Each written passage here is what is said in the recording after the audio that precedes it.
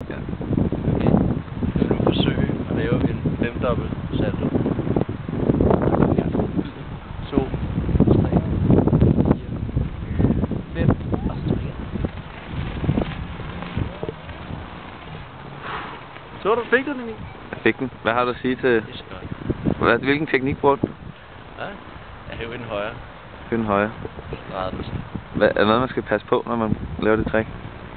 Altså, det er jo det der med, vi har jorden fra neden, og alt imellem, der har vi så luft.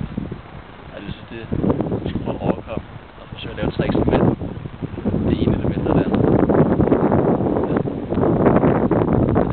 Det er jo også noget, vi skal prøve at holde øje lige nu. Det er det, der er bredt.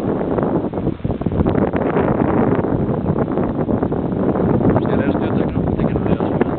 Ja.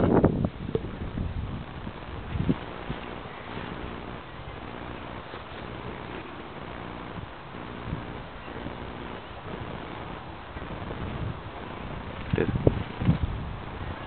Jeg vil se, om vi kan ramme de der mennesker derovre. Det er svært, men prøv.